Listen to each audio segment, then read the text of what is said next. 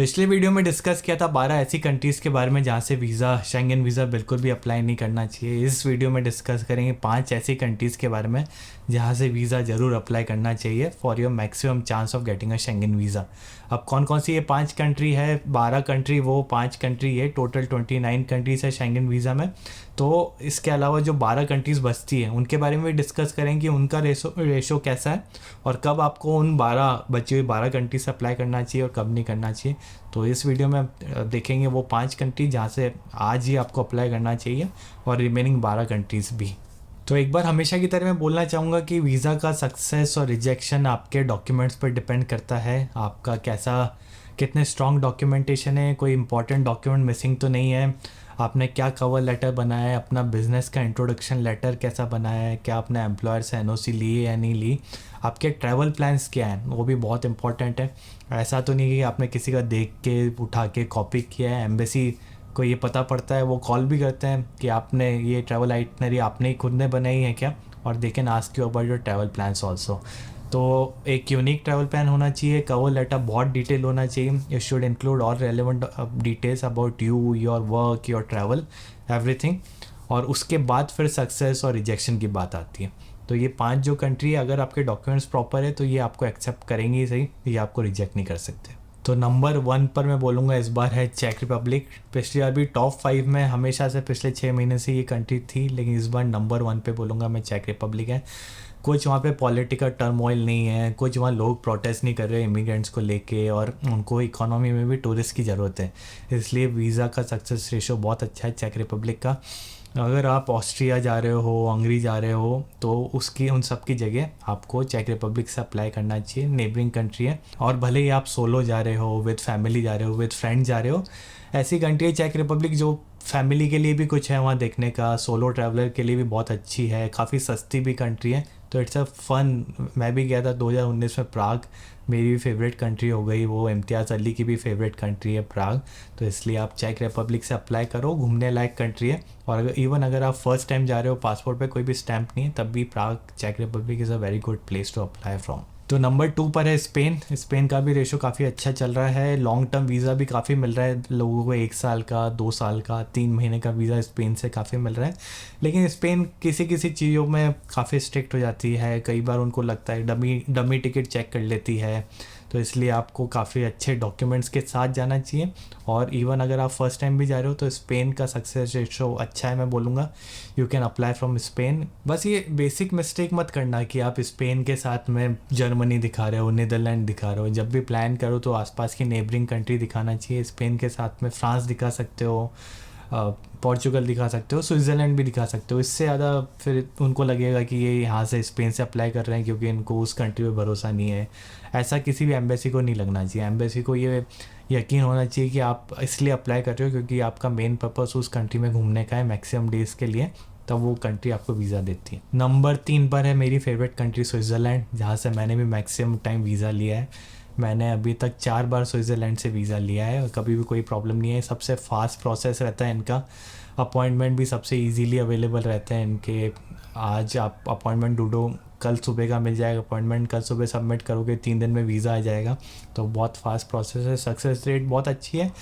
बस ये याद रखो कि थोड़ी महंगी कंट्री है, तो वो चाहती है कि आपके पास सफिशिएंट फंड्स हो, फंड्स की कमी नहीं हो जब आप अप्लाई करो, आपकी सैलरी, आपकी इनकम अच्छी हो।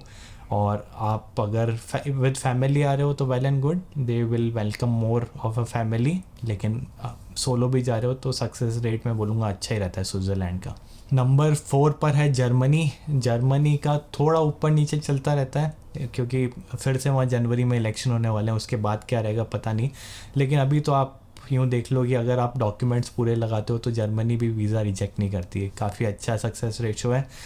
थोड़ा सा रहता है कि आपके अगर ट्रैवल हिस्ट्री नहीं है और आपके पास जॉब इतना स्ट्रॉन्ग नहीं है, तो फिर वो जर्मनी वाले सोचते हैं कि ये स्विट्ज़रलैंड क्यों नहीं जा रहा, ये हमारे पास क्यों अप्लाई कर रहा है। Germany is not that famous in India specially for tourism. People prefer going to France, Switzerland, Spain, Budapest, Hungary, इन सब कंट्रीज से अप्लाई करते हैं, इसलिए जर्मनी को ये विश्वास दिलाना ज़रूरी होता है जब अप्लाई करो कि हाँ हमें जर्मनी ही घूमना है, तब वो आपको वीज़ा देती है। नंबर 5 पर है एक डिफरेंट कंट्री, मैं बोलूँगा पहले इसके बारे में डिस्कस नहीं किया, डैट इज़ आइसलैंड। आइसलैंड का वीज़ा एक्सेप्टेंस रेशो काफ़ी अच्छा चल रहा है अभी, स्पेशली विंटर्स में वहाँ काफ़ी कम हो जाते हैं लोग आना। तो अगर आप अप्लाई करो अभी के लिए और नॉर्दर्न लाइट्स देखने के लिए जनवरी फरवरी में, तो वीज़ा काफ़ी इजीली मिल सकता है, मैं बोलूँगा even for a more for a couple traveller and solo travellers के लिए भी अच्छा रेशो है, नॉट बैड।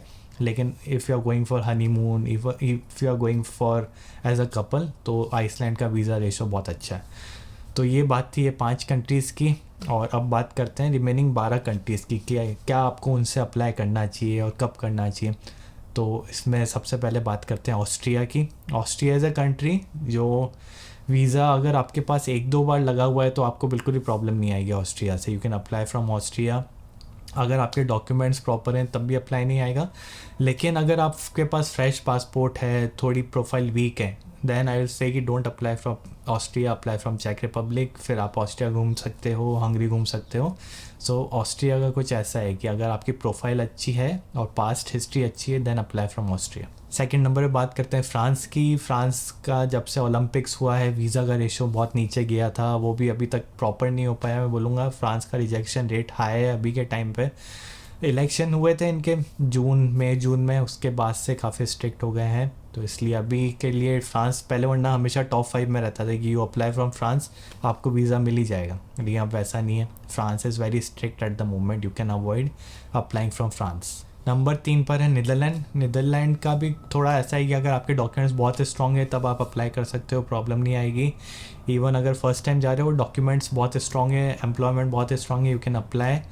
अगर आप मल्टीपल टाइम जा रहे हो तब भी प्रॉब्लम नहीं आएगी, बट नीदरलैंड का थोड़ा ऊपर नीचे चलता है, काफ़ी अच्छी प्रोफाइल भी रिजेक्ट कर सकता है वो, अगर उसको कुछ कमी लगी तो थोड़ा रिस्की है नीदरलैंड से अप्लाई करना। सेम विद नॉर्वे और फिनलैंड का भी ऐसा है कि you can apply from Norway, आपको वीज़ा मिल जाएगा अगर डॉक्यूमेंट्स अच्छे हैं, ट्रैवल आइटनरी अच्छी है।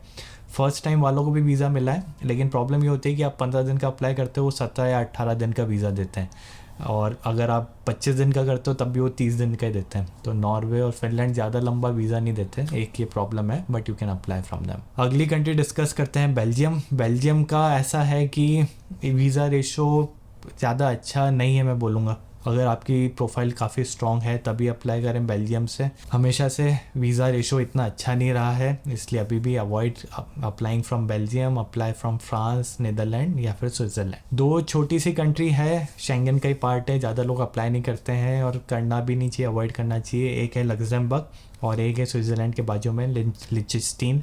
दोनों बहुत छोटी कंट्री है, आप ट्रैवल आइटनरी बनाओगे तो कितने दिन की बनाओगे, तो एक दिन में कंट्री घूम सकते हैं। इसलिए भी ये प्रॉब्लम आती है कि आप किसी और कंट्री में का वीज़ा लेके इन कंट्री घूम लो, लेकिन इन कंट्री से वीज़ा नहीं लेना चाहिए। मैं लग्जमबर्ग एक दिन में पूरा घूम लिया था जब मैं 2021 में गया था, तो उससे ज़्यादा उस कंट्री में कुछ है ही नहीं। 2 दिन घूम लो, 3 दिन घूम लो, लेकिन normally people apply from Germany या France and then they explore Luxembourg. और स्विट्ज़रलैंड के साथ तो ऐसा लगता है लिechtenstein फ्री में ही आता है। इतनी सी कंट्री है छोटी सी, और you should not be applying from that country, apply from Switzerland. Croatia के बारे में बात करते हैं। क्रोएशिया ऐसी कंट्री जो शेंगन वीज़ा रिसेंटली उन्होंने ज्वाइन किया था, लेकिन अभी तक उनका सक्सेस रेट इतना ऊपर नहीं गया है कि मैं किसी को रिकमेंड करूँ कि हाँ क्रोएशिया से अप्लाई करना चाहिए। तो क्रोएशिया काफ़ी लोगों की बकेट लिस्ट में भी होता है, चीपर है कंपेयर टू वेस्टर्न यूरोप की कंट्रीज से, लेकिन आपको वहाँ से अवॉइड करना चाहिए अप्लाई करना। इटली से अप्लाई कर लो, इटली के साथ स्लोवेनिया और क्रोएशिया का प्लान कर लो, वो बेटर है, but don't apply from Croatia. Italy की बात चलिए तो इटली के बारे में बता दूँ, इटली की अपॉइंटमेंट मिलना बहुत मुश्किल है।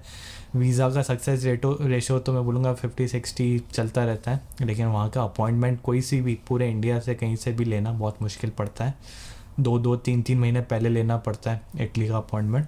Success ratio is okay. Number 11 पर बात करते हैं स्लोवाकिया की। अगेन कोई इंडियन ज़्यादा अप्लाई करता नहीं है, क्योंकि स्लोवाकिया अपने आप को टूरिज़्म कंट्री के लिए प्रमोट नहीं करती है।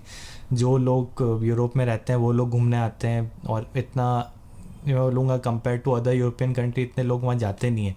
तो फिर इसलिए अगर कोई वहाँ से अप्लाई करेगा तो उनको भी डाउट होएगा कि why they want to visit Slovakia, तो इसलिए people should avoid Slovakia. Greece एक कंट्री है जो बहुत टूरिस्टी कंट्री हुआ करती थी, बहुत वीज़ा भी इजीली मिलता था यहाँ।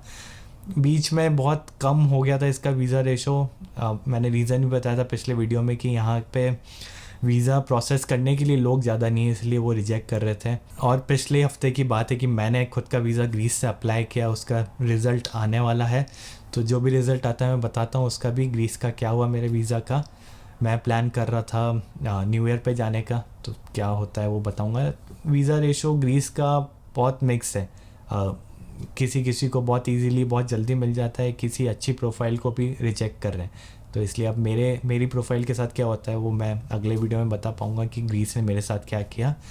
तो ये थे पूरी 29 कंट्रीज़ के बारे में बात कर ली अपन ने इन 2 वीडियो में। पहले वीडियो में बात करा 12 कंट्री के बारे में जहाँ से नहीं अप्लाई करना चाहिए, फिर 5 कंट्री के बाद बात किया जहाँ से आपको अप्लाई करना ही चाहिए Schengen visa, even for long duration. ये 5 कंट्रीज़ अच्छी हैं, अगर आप 2 बार होके आए हुए हो शेंगन कंट्री में, you can ask for 1 year 2 year visa.